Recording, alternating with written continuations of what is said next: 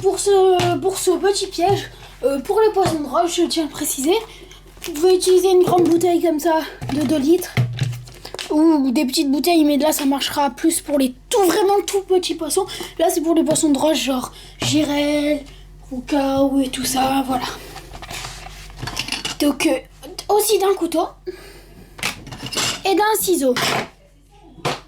D'accord? Alors, on va commencer la fabrication tout de suite. Donc pour la fabrication, vous allez commencer par prendre votre bouteille et votre couteau. Ah mince, c'est pas montré. Pas grave, la chaise, de toute façon, je n'étais pas assis dessus. Donc à peu près ici, vous allez couper ici. Vous allez couper. Enfin, vous allez faire une entaille. Vous allez faire un trou. Il faut essayer de ne pas se couper. Faites attention. Si vous vous sentez, faites-le avec un adulte. Dès que vous avez fait un petit trou, vous prenez vos ciseaux et vous les découpez bien droit.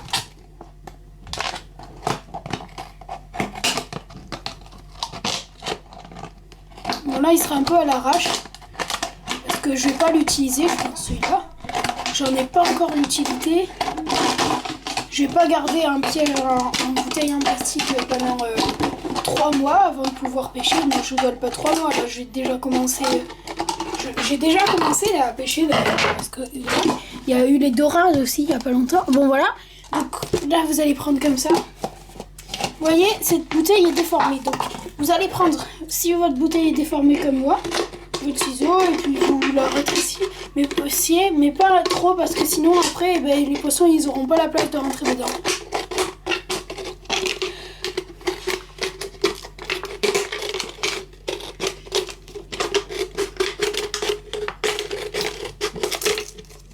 Voilà. Après vous allez le faire rentrer. Ah mince, moi c'est pas une bonne bouteille. Du coup, vous voyez ce que ça... Là, ça fait un écart. Donc, si ça fait un écart, soit vous changez de bouteille, soit vous recoupez encore.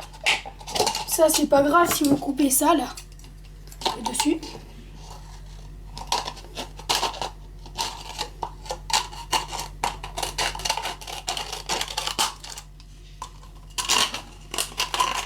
Vous allez peut-être entendre des bruits derrière de fond. Vous savez, enfin, voilà, je suis pas majeure, donc je vis chez moi et puis ma famille, voilà, elle a des obligations. Ah voilà, c'est mieux. Enfin, c'est mieux, ça peut faire mieux, mais c'est mieux. Donc après, vous allez avoir ça. Il faut bien mesurer. Vous allez avoir ça.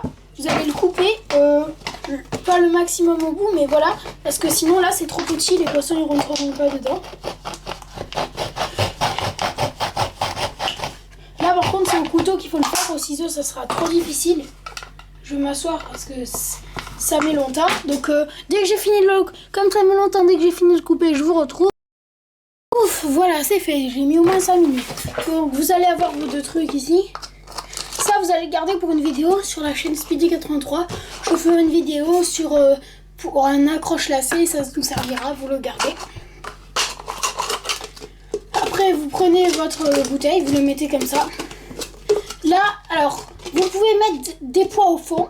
Vous pouvez mettre des pierres. Mais vous les accrochez au fond. Que ça fasse bas, blum, blum, blum, blum. Après, vous allez prendre ça. Votre truc. Vous allez mettre des appâts si vous voulez par là. Ou si vous voulez mettre des plus gros, vous les mettez par là. Donc vous le mettez. Je regarde si la caméra s'est pas éteinte. Après, là, je vais pas le faire. Mais on peut l'accrocher avec du scotch. Le scotch, je sais pas où je l'ai mis. Bon voilà, vous pouvez l'accrocher avec du scotch ici. C'est même mieux. Pour pas que ça s'en aille. Mais par contre, il faut petit à petit, avant de mettre le scotch, vous le mettez dans l'eau. Mais c'est un peu bizarre parce que voilà. Mais c'est parce qu'en fait, après, comme il y a le scotch, l'air il se coince en haut et le truc il flotte. Du coup, ou si vous mettez des poids, il va descendre, mais ça va faire peur aux poissons. Donc voilà, je vous explique un peu le système de piège. C'est une nasse en fait. Après là, vous pouvez l'accrocher avec une corde. C'est une nasse. Vous mettez des moules ou du pain ou ce que vous voulez au fond. Le poisson va venir, il va rentrer, il va pouvoir rentrer, mais de l'autre côté, dans l'autre sens. Ah oui, j'ai oublié une étape importante. vous allez couper. Là, en fait, vous allez faire des petites rainures, pas très grandes.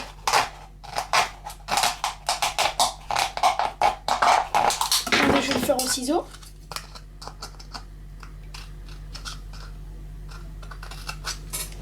Comme ça. Tout le long.